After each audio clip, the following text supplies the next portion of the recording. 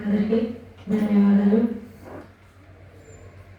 రోహిత్ ఎంబ గారి గురించి మాట్లాడాలంటే నాకు చాలా వరకు తెలియదు, కొంతవరకు తెలుసుకునేది మాత్రం సమాజంలో జరిగే నష్టాలని.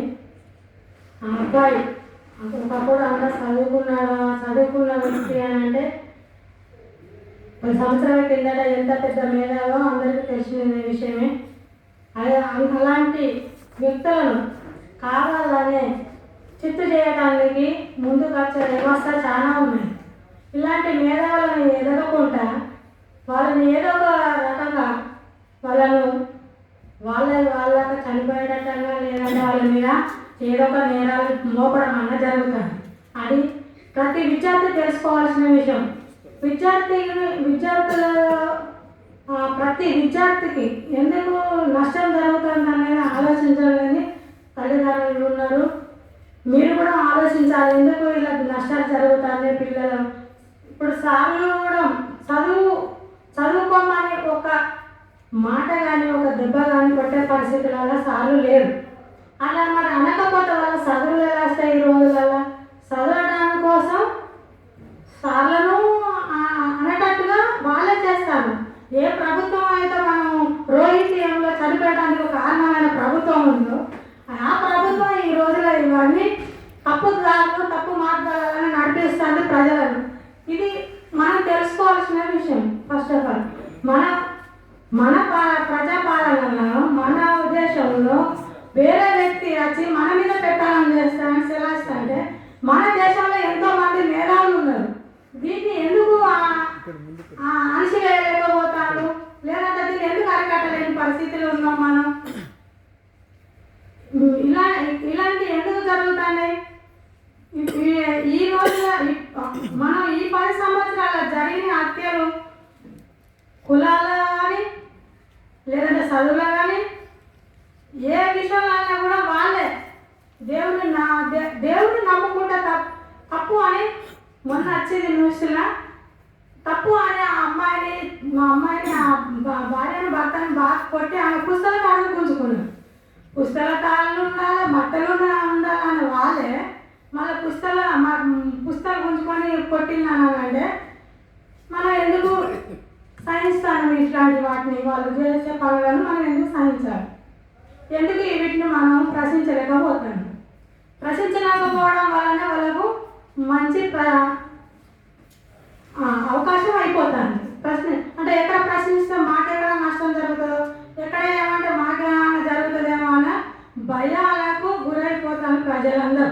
అట్లా చేసేది వాళ్ళే ఏదన్నా అనేది వాళ్ళే, మళ్ళీ తిరిగి దాన్ని అనేది కూడా వాళ్ళే అవుతారు. ఎందుకంటే ప్రశ్నించడం లేకపోవడం వలన వాళ్ళ అన్నీ ఇలానే జరుపుకుంటూ పోతాను. ఇది ఇట్లనే ఇంకా అమ్మాయిల మీద కానీ ఒక విషయం ఏంటంటే ఫుట్బాల్ ఆడే అమ్మాయిలు అప్పుడు వాళ్ళు మన దేశానికి ఎంతో పేరు తెచ్చిపెట్టే అమ్మాయిలు వాళ్ళ మీద దాడి జరిగిందని చెప్తే ఎవరు కూడా అంటే వాళ్ళ రోడ్డు మీదకి వచ్చి పోరాడి అంటే మన దేశంలో ఎంతమంది ఉన్నారు?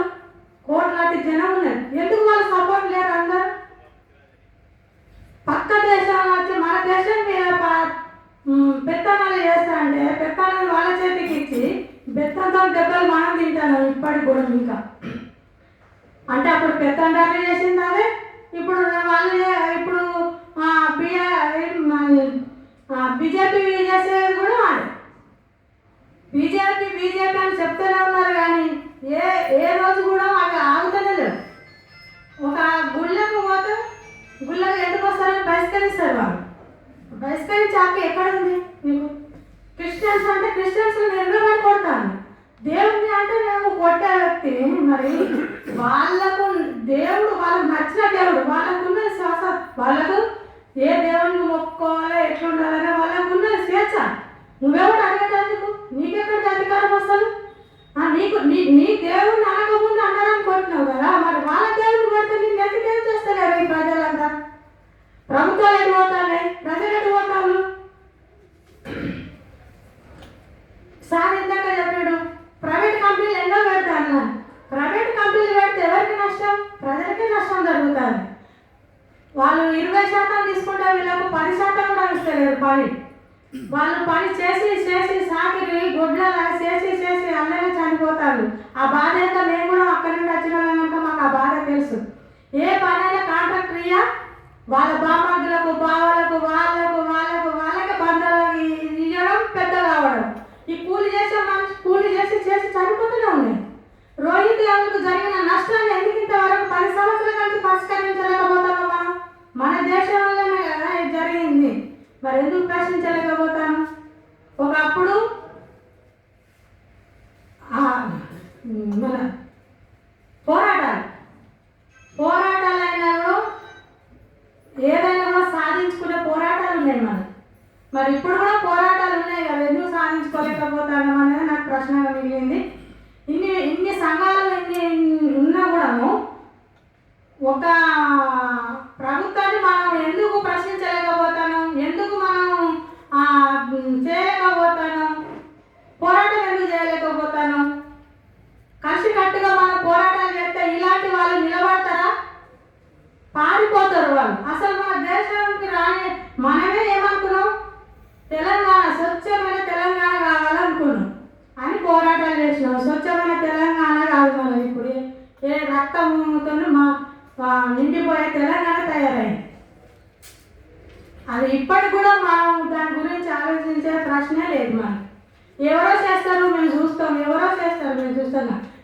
మొన్న మన రోహిత్ యాదవ్ గారిది అది పంచవత ఒక్కొక్కరు తీసుకుంటానికి కూడా భయపడతాను, తీసుకునేటందుకు కూడా భయపడిపోతాను అని అంటే మీరు ఎక్కడ బతుకుతారు మీరు? అప్పుడు పెత్తనాలు దొరల పెత్తనాలు ఉండి బెత్తలతో పడితే భయపడి ఉరికేటారు. మరి ఇప్పుడు ఎవరు కొట్టేటోళ్ళు లేరు కదా, ఎందుకు ఉరుకుతారు? డబ్బులతో కొడతారు, రాజకీయ బలగాలతో కొడతారు జనాలు. అందుకని అంత భయపడతారు. అది నిజాన్ని కూడా చూడాలని గుడ్డి వాళ్ళలాగా తయారయ్యారు జనం.